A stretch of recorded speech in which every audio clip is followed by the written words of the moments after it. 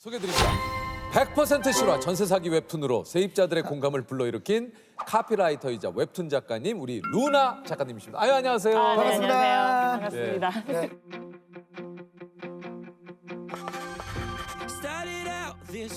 네. 소개를 직접 해주시죠. 네, 저는 17년 차 카피라이터이자 루나파크라는 웹툰 콘텐츠 만들고 있는 만화가이자 시 쓰는 루나 홍인혜입니다. 반갑습니다. 아니 근데 나 작가님 이거 TVN의 슬로건 즐거움엔 끝이 없다 이거 작가님이 만드신 거라고. 아, 네. 진짜요? 즐거움엔 끝이 없다. TVN. 네. 이거 작가님 만든 거예요? 아, 제가 썼습니다. 네. 오, 그 실제 주인공. 네. 어디 가서 저도 이제 대표작이라고 떵떵거리고 다닙니다. 그러면은 한번 쓸 때마다 껌발건으로 나옵니까? 껌발건입니까 아니면? 광고 일은 전혀 그렇지 않고요. 저희는 이제 저작권이 저희에게 없어요. 그래서 클라이언트, 저희는 이제 광고주라고 많이 부르는데 이제 그분들께 기속되기 때문에 저는 뭐 봉급 받고 땡입니다. 네. 아 이거 내가 만든 그쵸. 카피 즐거움엔 끝이 없는데 내 봉급엔 끝이 있네. 네, 명확하게. 이거에 따라 네. 이게 연동이 안 되네. 네. 아주 명확한 끝이 있었죠. 네. 이거 아쉬운데. 하지만 오늘을 비로소 이제 루나 작가님이 오, 네. 이 카피라이터의 그러니까. 주인공이라는 사실을 알게 됐네요. 그러게요. 와, 즐거움이 끝이 없다. 너무 쓰길 잘한 것 같아요. 아니 진짜요. 아니 그 외에도 이제 작가님이 만든 카피가 굉장히 많이 있을 것 같은데요. 봄에도 집합 공부 겨울에도 집합 공부 첫 단어만 너덜너덜. 좋은 의자는 많은 것을 바꾼다. 의자가 인생을 바꾼다. 뿅뿅 이런 거. 아니 근데 이게 저 카피라이터로도 굉장히 잘 나가고 계신데 웹툰을 갑자기 또 이렇게 그리시게 된 이유가. 네. 이게 아무래도 광고 일 너무 좋아하는 작업이고 아직도 애정하지만 저작권이 나한테 없고 내 거라는 실감이 잘 안 되고 클라이언트가 명확하게 있는 일이니까 조금 더 나만의 창작을 하고 싶다 이런 욕망이 좀 생겼던 것 같아요. 그래서 요즘 이제 일기툰, 뭐 공감툰 이렇게도 부르는 일상 만화를 매일매일 그려 올리기 시작했습니다.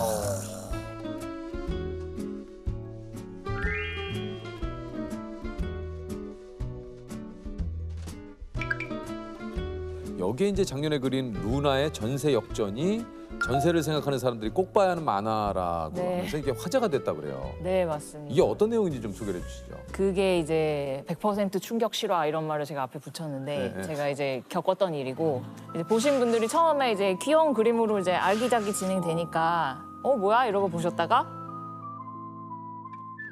뭐야 이거 공포 영화보다 더 무서워 막 이렇게 아니면은 뭐 귀신 하나 안 나오는 남양 특집이다 뭐 이런 얘기 막 하셨거든요.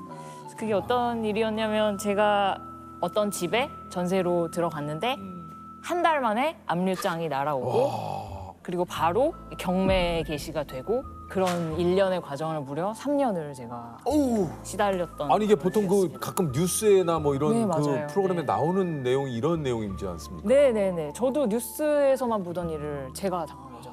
이게 사실 내가 그 당사자가 되면 정말 이거 네, 굉장히 너무 당황스럽잖아요. 충격적이죠. 엄청나게 많이 살펴보고 들어간 집이고 등기부등본이라고 우리가 네. 부동산에서 꼭 확인하는 문서가 있잖아요. 그게 말끔했어요. 거기에 이제 아무런 이 집에는 빚도 없다. 아무것도 없다. 네, 그 융자라고 말하는 선순위 채권이 없다. 네. 이런 말끔한 집이어서 안심을 하고 들어갔는데 등기부등본에 그렇게 돼 있으면 그거 다 된 거 아니에요? 그렇죠. 근데 한 달 만에 압류장이 날아와서 저도 평생 이런 걸 받아본 적이 없으니까 이게 왜 날아왔지? 이게 나랑 무슨 상관이야?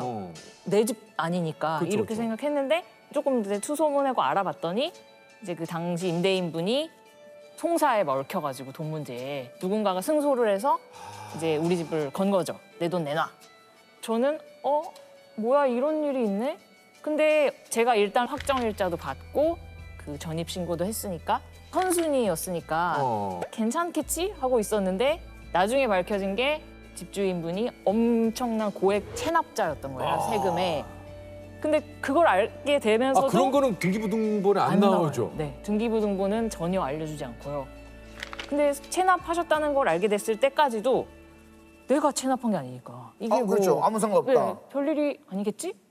그냥 별일이었던 거예요. 왜냐하면 제가 입주한 시점보다 앞서 발생했던 세금이었던 거예요. 그게 세금 네네. 체납이. 네, 그러니까 이제 저의 집이 경매에 넘어가면 세무서에서 그 돈을 앞서서 가져간다. 그러니까 한마디로 변제 순위에서 내가 밀리기 때문에 네. 집을 처분해서 판 그 돈이 맞습니다. 세금보다 많으면 다행인데 네네네. 없으면 이제 나는 내 전세금을 날리게 되는 거죠. 그쵸, 네. 그래서 일단은 그 송사 걸린 분이 경매를 걸으셔서 경매 과정이 진행이 됐는데 이런 과정이 굉장히 느리게 진행돼요. 그 경매 통지서가 날아와도 6개월 후에 한다. 그럼 그 피 마르는 6개월을 보내는 거예요. 그러니까요. 근데 집주인분께 이제 연락을 해서 어떻게 되는 거냐. 그러면은 그분은 굉장히 태평하게 아이고 해결하겠습니다. 염려 마세요. 아이고 임차인 뭐가 걱정이에요. 뭐 이런 느낌이신 거예요. 걱정은 내가 해야지 당신은 그쵸, 걱정할 그쵸. 필요 없다. 네. 그러다가 점점 상황이 심각해지니까 이제 연락을 점점 이제 피하게 되고 이제 잠수를 타고 이런 과정이 있었고요. 집이 매물이 된 거잖아요. 그러니까 다양한 사이트에 저희 집이 막 올라가요.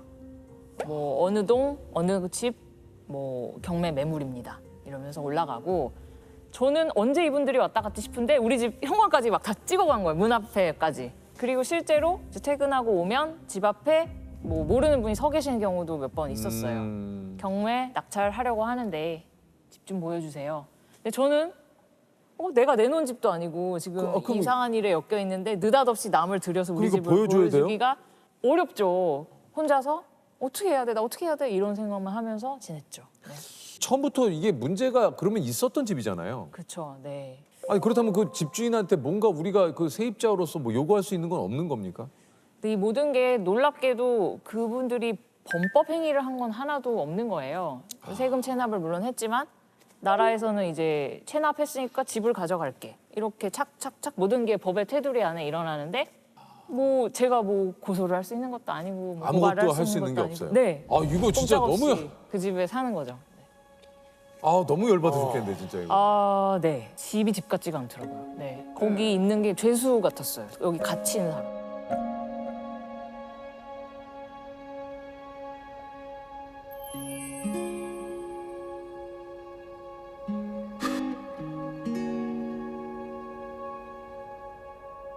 아니 그 작가님이 그래서 이게 이제 그 전셋집 구할 때 체크리스트까지 이렇게 만들어 가지고 네. 와 이게 좀 설명을 좀 해주시죠. 제가 꼼꼼한 사람이라서 지금 사는 집 구할 때도 이런 거를 들고 다녔어요. 체크리스트를. 네, 그래서 여기 보면 막 뭐 주소, 보증금 기본적인 거 있고 뭐 채광, 뭐 향. 그래서 이거를 이렇게 파일을 들고 다니면서 막 남양인지 진짜 보려고 핸드폰 꺼내서 막 그 나침반 있잖아요. 그걸 막 이렇게 하면서 고수들이 보러 온 사람처럼. 전세자금 대출 가능 여부, 전세 보증보험 가입 여부. 야 이것까지 꼼꼼하게 다 했는데 그러게요. 그럼에도 불구하고 이런 일이. 말짱 소용없네요. 네, 그렇습니다. 아, 100% 순수 제 돈이었습니다. 제 피, 땀, 눈물. 네. 그 돈이었어요.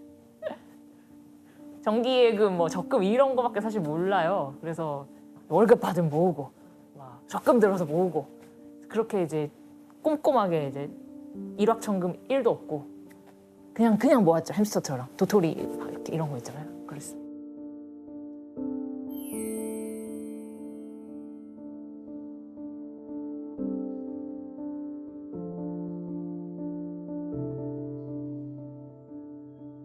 그러면 이게 도대체 좀 너무 궁금한 어떻게 해결이 됐습니까? 전세금 받으셨어요?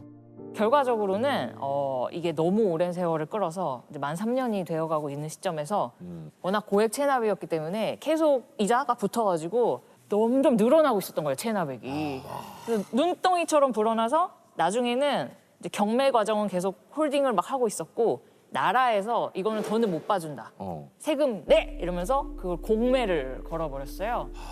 경매와 공매가 비슷하지만 다른데 경매는 이제 개인 간의 송사 때문에 너희 집 팔아서 돈 내놔 이렇게 되면 경매고 나라에서 세금이 너무 많이 체납됐는데 집 팔아서 갚아 이러면 이제 공매.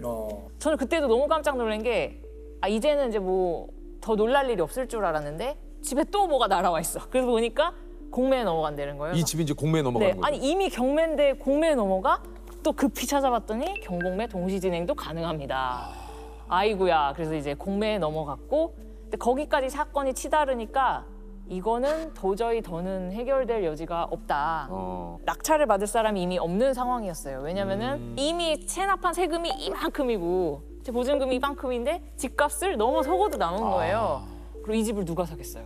아무도 안 사죠. 안 사죠. 그러면 저는 영원히 그 집에 갇히고 계속 세금은 늘어나고 더는 방법이 없다. 그래서 그때 가만히 누워있다 생각한 게 내가 사는 수밖에 없다. 내가 낙찰받는 방법밖에 없다. 예. 이미 사실은 낙찰받아야 이익 보는 상황이 하나도 아니었고 이미 값이 너무 올라버렸기 때문에 세금이 너무 많이 불어났기 때문에 내가 얼마에 사도 집주인 세금을 그만큼 가져가고 남은 금액을 저를 돌려주는 그렇죠, 거잖아요. 그렇죠. 그럼 저는 이미 전세금을 까인 거죠. 그러니까 이제 그걸 이렇게 계산해 보면 이익 보면서 살 수 있는 상황이 전혀 아니다. 그럼에도 불구하고 영원히 이렇게 내가 어떻게 되겠지, 누가 해결해 주겠지 이러면서 6개월, 3개월 이렇게 계속 시간 어쩔 수 보내느니 내 마음의 평화라도 찾아야겠다. 이러면서 제가 공매에 뛰어들어서 제가 낙찰을 받았습니다. 그렇게 끝났죠. 결국 내가 공매로 낙찰받은 네. 피해자가 어쩔 수 없이 나서서 더 큰 피해를 막기 위해서 또 안 왔다. 내가 또 안 왔다. 네. 그럼 그 집에 살고 계신 거예요? 그 집에 살고 있습니다. 아니 근데 그러면 아 이거 근데 이거 보셨잖아요. 이렇게 그냥 꾸미고 있는데 살아야지. 살아야지. 그러면 이거는 어떻게 돼? 이 세금 체납을 미리 알아보려면 네. 이거 어떻게 돼요 이거를? 개인의 세금 체납 여부는 이제 사생활의 영역이기 때문에 그러니까요. 알아볼 수가 없죠. 타인이 알 방법이 사실상 없고요. 네. 동의를 이제 해줘야 되는데 신분증을 막 줘야 돼요. 본인의 신분증을. 근데 뭐 집주인한테 신분증 좀 주세요. 제가 그거 좀 떼어보게. 이렇게 말할 없죠, 세입자는 없죠. 많지 않고 아니면 국세, 지방세, 완납 증명서를 보여주세요. 이렇게 말하는 방법이 있는데 그 얘기를 하는 순간 뭐야 이상한 사람 아니야? 그렇죠. 까탈스러워. 그치. 우리 집 드리기 싫어. 이렇게 네. 분위기가 되어버리는 거예요. 관계를 나를 다, 의심하나? 예. 뭐 이런 생각 드니까 네. 현재로서 방법이 그런 방법밖에 없어요. 이게 뭐 거의 한 3년이라고 하는데 네. 일상생활이 괜찮으셨습니까? 진짜 사실은 박살났다고 말할 수 있는데 이런 고통이 마음 한구석에 있는데 일상이 너무 힘들죠. 너무 힘들죠. 네. 그렇죠. 그럼에도 불구하고 즐거움의 끝이 없다 이런 카피를 거기서 탄성시키시. 내 상황이 나 지금 진짜 프로시네요. 진짜 아니 진짜 프로 이런 프로가 없으시네. 네. 그때 사실 들었던 생각은 근데 이 일이 내 약간 경제적인 어떤 부분을 흔들고 있잖아요.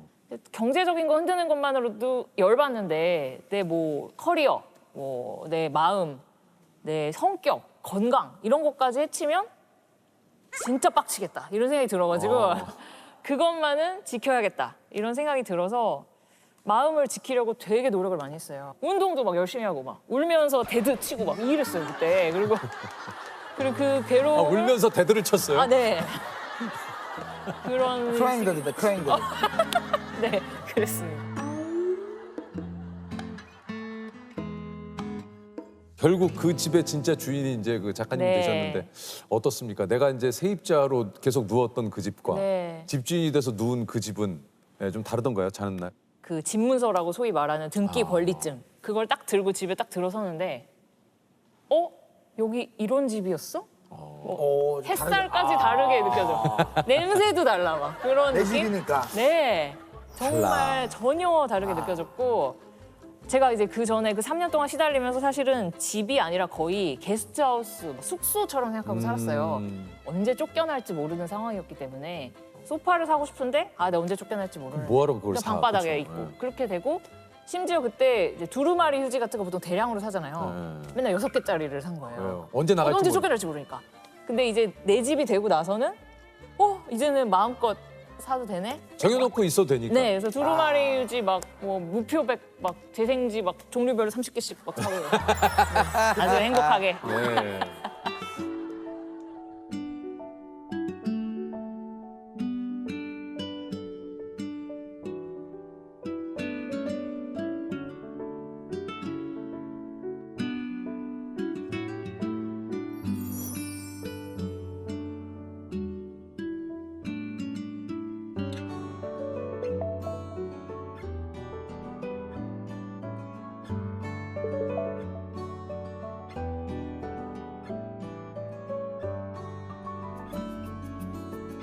이 일을 작년에야 웹툰으로 그린 이유가 있습니까? 네, 나는 그래도 어떻게 탈출했는데 조금 손해 보고라도 이제 어떤 분들은 정보가 부족해서 또는 뻔히 알아야 되는 건데도 우리가 놓칠 때가 있거든요. 그렇죠. 그래서 이거를 손해 보고 해결을 못 하시는 분들도 세상에 있을 텐데 그래 맞아 나 만화 그릴 수 있잖아 내 만화로 이걸 좀 알려야겠다 이런 생각이 들어서 루나의 전세 역전 그래서 이제 1화를 팡 올리게 된 거죠.